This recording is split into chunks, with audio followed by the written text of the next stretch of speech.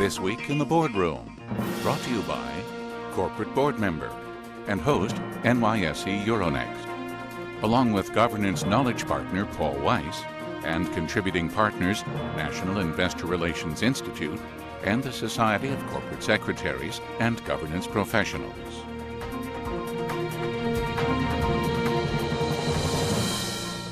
Welcome to this week's edition to This Week in the Boardroom.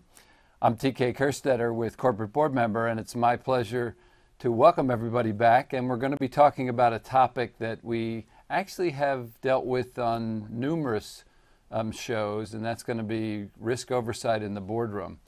And the reason we're going to take a look at this is we have a guest that we would call a topic expert, and it's a pleasure to welcome Mark Bergman, who's a partner with Paul Weiss.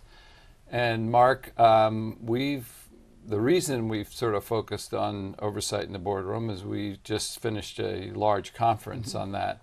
Excellent conference, great discussions.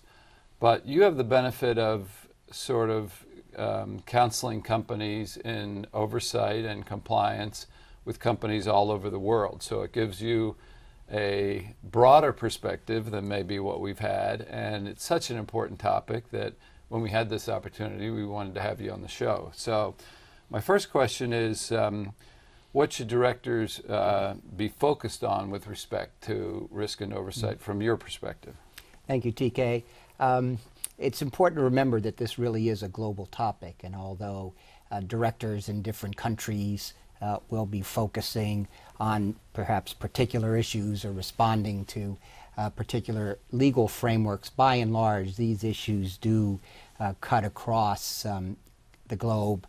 Cut across corporates, though, as you probably know, risk oversight, risk management in the financial services industry, particularly post the crisis, has been addressed far more than with other companies. And part of what we do with respect to the non-financial services companies is to make sure that they have thought about these issues, they've put processes in place, and they fully understand not only their responsibilities, but how to use this proactively. This isn't all about avoiding risk, but it's part of strategy, and it's marrying risk oversight with strategy. But I think the most important message to date has been emerging trends. That is, the world has changed. It changes regularly, whether it's regulatory, whether it's tax, whether it's an operational standpoint. We've had the Euro crisis. We're not necessarily through the Euro crisis. Last year with the Japanese earthquake tsunami created all kinds of issues and put for boards and their management's questions as to whether they were fully prepared for the types of issues that confronted them. So making sure that directors understand the nature of these emerging trends, understand that the world is more complicated and it gets more so as we go, and then understanding how they need to act relative to management. Most importantly, they're not supposed to supplant management.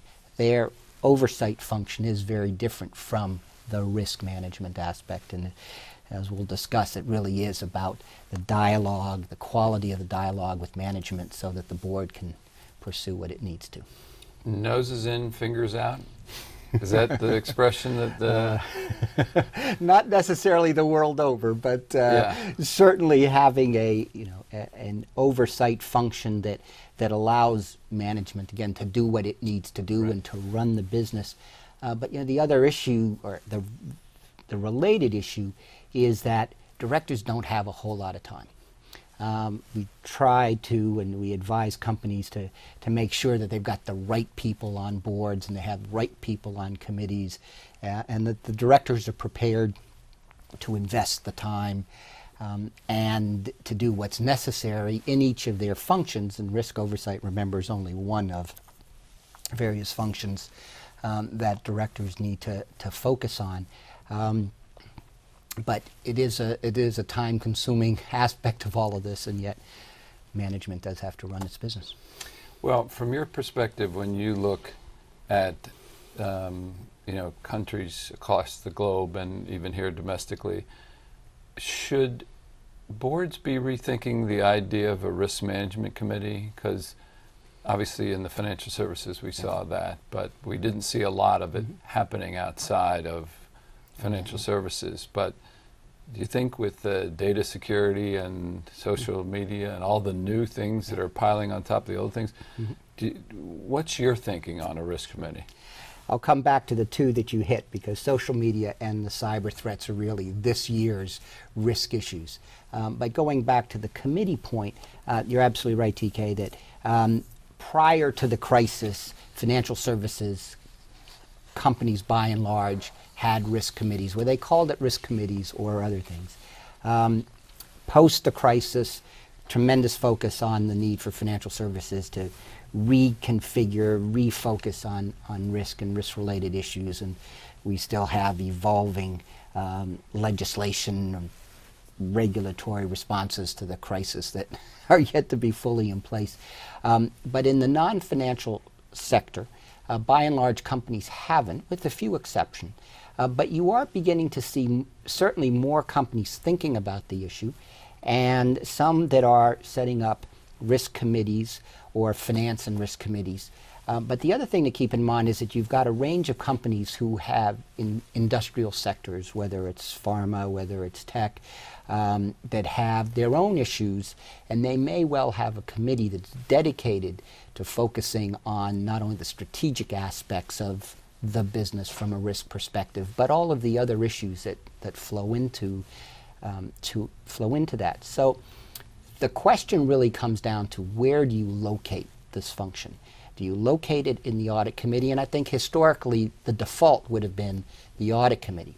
But if you think about who sits on the audit committee, particularly after Sarbanes-Oxley and the financial expert requirements, those skills are very different, or could be very different, from the skill set that you would want for somebody thinking through risk issues, and again from an oversight perspective relative to what management is supposed to be doing in terms of implementing all of these things. And it may well be that audit committees have enough on their plate as it is, and that having a committee not only focused on risk and oversight of the risk management process, but if you bring in some of the other issues, whether it's who focuses on the amount of debt, or where debt comes from, and what are the risks, counterparty risks, given where the banks are or are not in terms of funding. You could create a fairly robust list of issues that a committee that focuses on risk could also address. And I think most importantly, you then bring it back to discussions on strategy, because that's really it. Companies have different risk profiles, they have different strategies, and they have to make sure that that's all married up. But I think one of the more important issues, and as we remind our director clients, risk is not necessarily bad. Right. It's what's built a number of companies to where they are. Well, we've made it a bad word. I mean, it's been bantered around as a bad word, but it's the risk-reward ratio has always been there since the very first business that existed. So it's meant to be managed. You sort of understand why people are balking at risk committees when you look at, okay, I can't have a board committee for everything, okay? But and people say that it doesn't belong in audit when they fill out surveys. But if you look, it's ending up in audit, and really so it does lead some credence to a risk committee, but really it is a planning process. When you're doing your strategic plan, how can you do a strategic plan without discussing the risks? But let me take that one step further. The main thing that you want to do is sort of anticipate emerging risks, okay? So can we provide any guidance in the way of, is there a structure? Is there something that works across industries? Is there something that works across sizes, global versus just domestic? Is there any guidance that we can give that might be helpful on anticipating the emerging risk? trends? Yeah. That is the key issue. Who is focused on emerging risks at the board level? Who is focused on it at the company level? Is it a chief risk officer? Is it broader than that? Is there a chief legal officer? And a few years back, the even the titles with respect to general counsel change from being just general counsel responsible for a series of defined issues to a chief legal officer, which that name alone implies that it's a broader remit. And part of that is looking at legal issues, regulatory issues, compliance issues, and a variety of other sort of counterparty issues from the perspective of the general counsel's office. That's one piece of it. Another piece is making sure that the directors or those who are tasked with this oversight function are reaching into the various parts of the business to ensure that they understand the business and that they can test the various issues that are likely to become problems. At the end of the day, it's really about asking questions and having a process in place to get the right answers. That's the critical element of it. How you build around it, a function of all of the things that you mentioned, those are all variables, and how that works, again, whether it's a separate committee, whether it's part of the audit committee function, will depend on the company, on the culture, the tone that the CEO, that the chairman have each set. But ultimately, it's about having a dialogue. It's asking the tough questions. Could this happen to us? Take cybersecurity. Could we have an issue? If we have an issue, what are the consequences? How do we react to this? What should we be doing in terms of systems, in terms of other preventative aspects, in terms of cost? Do we have the right protections in place? Those are all questions. And chances are, the people that are asking the questions aren't going to be security experts. They may or may not be completely comfortable with the technology, but if they've got the right background, if they've got the right skill set, it's all about thinking through what are the right questions and then expecting that the answers that come back are answers that they can work with. And that's just as true for emerging trends as it is for anything else the board should be doing, but I think it puts a finer pin on it. Well, it may open up another show for us called board composition, and, Absolutely. and skill sets. But we've got about a minute left. What do we want to leave our audience with? What are the two takeaways that are really critical relative to this space and this topic of risk oversight in the boardroom? One anecdote. I've had this conversation with a variety of senior management and also board members, and that is the problems of having slides, of reducing everything to a couple of bullet points so that it gets on into an agenda, it can be addressed. People think, well, the directors don't have a whole lot of time, let's not take the time. But in doing that, and whenever you boil down problems to just a couple of bullet points on a slide, a lot gets lost. So it's about the dialogue, it's the quality of the dialogue, not being afraid to ask questions. Now, obviously, you don't want to have an adversarial relationship. You don't want to be overly obnoxious about all of this. But the directors that really perform this function best are people that have been around a long time. They're not afraid to ask questions. They're not afraid to raise their hand and say, CRO, you've just talked for 30 minutes about this new market that we're going to be entering into, and I just don't understand. Those words, I just don't understand. Could you tell me again? That's really the key. So it sets to a certain extent, it really is, it's common sense as much as anything else. Well, Mark Bergman, thank you for joining us. I will let you get back to traveling the globe and back to London, giving this advice to companies around the country. There is one thing that I did want to cover before we bid you adieu. And that is to remind you that on June 7th, we will be holding our Chairman CEO Peer Forum here at the New York Stock Exchange.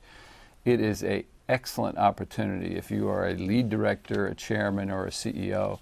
We talk about board leadership, the relationship between the CEO and the board. We have some excellent speakers that are going to be here dealing with that. In addition to that, there are peer sessions where you go off. This year, Duncan Niederauer, the CEO from the Exchange, will be taking a group. The CEO group, Jim Nevels, the chairman of Hershey, will be taking the chairman and lead directors. It's going to be a great experience. In addition to that, we have Chris Rook, who's the Global Head of Strategy Practice at Bain.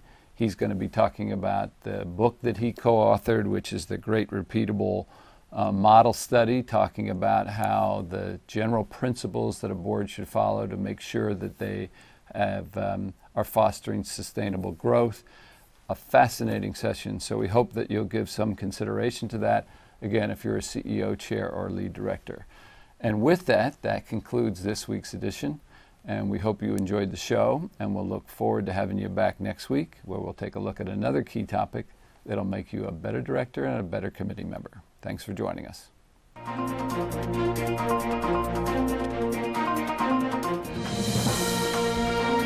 Join us again next week for This Week in the Boardroom, brought to you by Corporate Board Member and host NYSE Euronext, along with Governance Knowledge Partner Paul Weiss and contributing partners National Investor Relations Institute and the Society of Corporate Secretaries and Governance Professionals.